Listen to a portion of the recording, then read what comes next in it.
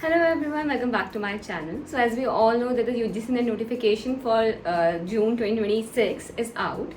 So उसका form आ चुका है and I have seen this very common query कि कौन कौन उस एग्जाम फॉर्म को फिल कर सकता है. So basically who is eligible to give the UGC NET exam June 2026. So this is a very common query which I am going to discuss and also I am going to address the fact कि किसको exam देना चाहिए and किसको नहीं देना चाहिए. So let's start today's video. Okay, so starting from if you are someone who is doing their masters, even if you are in your first year, अगर आप अपनी फर्स्ट ईयर में मतलब यूजुअली आप अभी शायद अपने सेकेंड सेमेस्टर में होंगे, ठीक है, तो आप एग्जाम दे सकते हैं.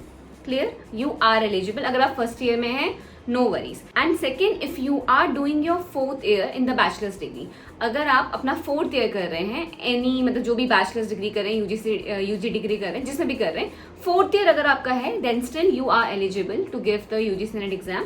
एंड इसके बाद आप पीएचडी को परस्यू कर पाएंगे. ठीक है, you will not be eligible for assistant professor.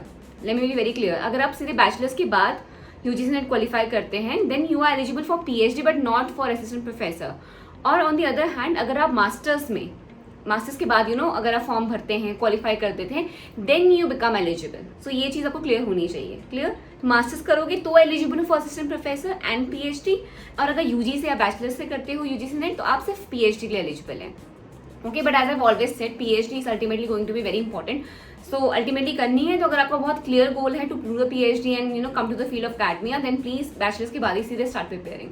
Now I also seen this query कि मतलब हमारी प्रिपरेशन नहीं है मैम, या फिर मैंने अभी इतना पढ़ा है, should I give the exam और नॉट. देन प्लीज एग्जाम, मतलब I will genuinely suggest you, even if you are preparing for the December cycle, दिसंबर के लिए कर रहे हो, फिर अगले साल के लिए कर रहे हो, देयर आर नो ऐसी लिमिटेशन कि आप इतने ही बार एग्जाम दे सकते हो. ठीक है, बी क्लियर विद दैट कि ऐसा कोई नहीं है कि आपको सिर्फ इतने अटेम्प्ट देने हैं, 4 या 5 अटेम्प्ट ही देने हैं, तो no attempt is a waste. So make sure that you give this exam. Preparation है नहीं है, जितनी है इट्स ओके, इट्स फाइन. जितना भी तैयारी है, just give the exam, because I have always suggested my 1-to-1 interaction as well. मैं स्टूडेंट को हमेशा तो ये कहती हूँ कि अगर आपको प्रिपेयर फील हो रहा है, नहीं हो रहा है, नो वरीज, अगला जो एग्जाम आ रहा है उसको दो and then test yourself. कुछ नहीं भी किया है, just sit for the exam, understand the environment, कैसे क्वेश्चन आ रहे हैं, क्या आपकी स्पीड है, कितना आप कर पाए नहीं कर पाए, इट्स ओके. प्रिपरेशन कम है फिर भी दो, प्रिपरेशन फुल है तो अगेन ऑल द बेस्ट. और अगर आप सोच रहे हैं कि आप अगले साल प्रिपेयर करेंगे, मास्टर्स में भी अगर आप प्लान कर रहे हैं, just give the exam, just fill the form कि हाँ मतलब ठीक है आप एलिजिबल हैं, ऐसे करके आप भर सकते हैं. अभी आपसे यहाँ पर पूछा नहीं जाएगा कि आप मतलब अपना डिग्री दो, अपने रिजल्ट दो, नहीं पूछा जाता है. क्लियर, यस, अगर आपके पास अगर आप क्वालिफाई नहीं, मतलब अगर आपकी मास्टर्स डिग्री आपको नहीं मिल पाती है तो आपका रिजल्ट इनवैलिड रहता है. क्लियर, बट अभी आपको नहीं पूछा जा रहा है तो आप please feel free to give the exam. Exam में बैठोगे, you will see the environment, you will see the type of questions, you will understand the pattern. और जो चीज़ें लोग बाद में करते हैं, I have seen so many people and students and experience जो कि पूरी प्रिपरेशन हो गई और उसके टाइम पे वो कभी भी एग्जाम नहीं देते हैं, which is again first time में, मतलब मैंने भी ऐसे किया था, फर्स्ट टाइम मैंने दे दिया and luckily I qualify the exam. But even if you are feeling, just go for it, there is no loss in giving the exam. That is what I have always suggested to all the aspirants कि exam दो. अभी bachelor's में भी if you are feeling and if you are very very clear, then exam दो. Just give the exam so that you have a good idea. Because अभी ना exam के pattern में बहुत बड़ा चेंज आया है. We are seeing a good change. Questions के तरीके में, पैटर्न के तरीके में बहुत अलग अलग तरीके से चीज़ें पूछी जा रही हैं. Now this will be a very good kick to your preparation, जो कि आपको बताएगा कि अच्छा ऐसी चीज़ें करनी है, नहीं करनी है. Clear, so yes, just give the exam if you are eligible.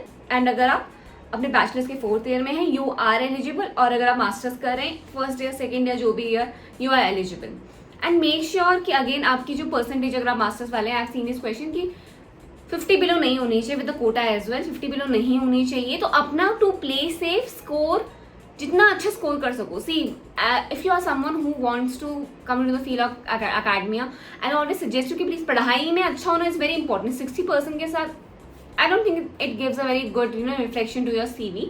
तो मेक श्योर कि पढ़ाई अच्छी हो, because that reflects your grades are going to matter here. ठीक है, मतलब यस आपका नॉलेज भी बहुत मैटर करेगा, बट आपकी ग्रेड्स भी बहुत मैटर करेंगी. तो मेक श्योर अपने ग्रेड्स पे फोकस करो, जितना अच्छा स्कोर कर सको उतना अच्छा स्कोर करो. एंड आई नो यस कुछ सरकारी यूनिवर्सिटीज अच्छे से नहीं देती है number, but I have scene, even I have experience, I have done my bachelor from a central university. 70 वो आराम से आ जाते हैं. ठीक है, आई हैव स्कोर्ड 80. और मुझे पता है बहुत ज़्यादा मैं एक्सपेक्ट नहीं कर सकती हूँ, बट 70 के ऊपर लाना मतलब अगेन इट गिव्स कि ठीक है, you are discipline, you are sincere, ऐसा एक इमेज क्रिएट होती है सबकॉन्शियसली, अनकॉन्शियसली या कॉन्शियसली भी. तो प्लीज ट्राई करो. अब 60 से नीचे आपके हैं तो आपने क्या पढ़ा है, क्या समझा है, मतलब अगर आप, बिकॉज अगेन वही सब्जेक्ट पढ़ाने वाले हैं जो आपने पढ़े हैं, तो we as an academicians we actually expect you to score good if you want to come into this field. Again, this is, I'm not talking about the other areas, वहाँ पे इतनी ज़्यादा मैटर नहीं करता, स्किल मैटर करता है, but in academics again your grades will matter. They will see कि अच्छा आपने कहाँ से किया है, क्या किया है, कितना. To be a gold medalist, it has been a very great boom for my career as well. I was a gold medalist, तो कभी resume में है, it reflects, वो चीज़ दिखती है. So again, please focus on your academics. And yes, if you're someone who's preparing for the exam, I have my UGC NET paper 1 notes and paper 2 notes in mass communication journalism. Paper 1 के notes है for 199 rupees, paper 2 के notes है for 149 rupees. And you'll find the link मैं description में भी लगा दूंगी, या फिर मेरे किसी भी कम्युनिटी पोस्ट में आपको मिल सकता है. और you can also reach out to me on notes of Pooja Negi. अगर आप फॉर्म फिल कर दें, मेक श्योर आप मुझे मेल भी कर दें, ठीक है, so that I can send you the notes right away. अगर आपको कोई भी ग्लिच लग रहा है, please contact me through my mail. I have seen you commenting on my कि मैम ये नहीं मिला. मैंने आपको कितनी बार कहा है कि प्लीज जाके मेरी मेल पे रीच आउट करो, मुझे बोलो, send me a screenshot and I send you the notes right away. Okay, instead of commenting और आप मुझे प्रूफ दे नहीं रहे. What does that mean? I can also think that you are lying. तो मैंने हमेशा से कहा है, my notes of Pooja Negi और office of Pooja Negi is always open for all for any query. And yes, I get a lot of queries, lengthy queries. Man, I can't answer all this, I can't type all the time. That's why I have 1-to-1 interaction just for 49 rupees guys. बहुत ही एक juice आ जाता है उसमें. I have very consciously keep the price very low because I understand you guys are students. But मैं क्योंकि हर किसी के मतलब मैं हर किसी के रिप्लाई का, हर किसी के क्वेश्चन का रिप्लाई नहीं दे सकती हूँ. I have been very clear with that. तो प्लीज 1-to-1 इंटरेक्शन का लिंक भी आपको अदर डिस्क्रिप्शन में मिल जाएगा, आपको मेरी किसी भी कम्युनिटी पोस्ट में मिल जाएगा. If you have any other question जिसमें आपको जाननी है चीज़ें, you get 10 to 15 minutes through a Google Meet and we discuss things. And I have been doing this for a very long time, and to all those who had this session, it has been very great help for them. So make sure that you choose things consciously, and you can reach out to me again for anything. Notes of Pooja Negi, you can आप session लगा सकते हैं, 1-to-1 interaction लगा सकते हैं, मेरे notes ले सकते हैं.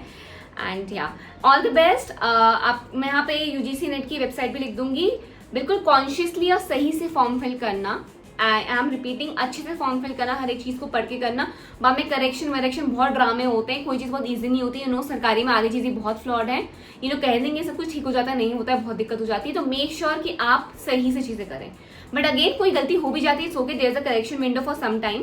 May 20th is the last date. उसके बाद करेक्शन विंडो खुली रहेगी फॉर 2-3 days ऐसे कुछ, ठीक है. बट May 20th तक फॉर्म फिल कर लो, सही से फॉर्म फिल करो. कुछ समझ में ना आए, रेफर टू सम वीडियोस, उसके बाद करो. बट वैसे से फॉर्म बहुत सिंपल होता है, देयर इज नथिंग, मेरा पता, बहुत ही कॉम्प्लेक्स कुछ नहीं होता है. Guys, it will be very easy for you to fill that form.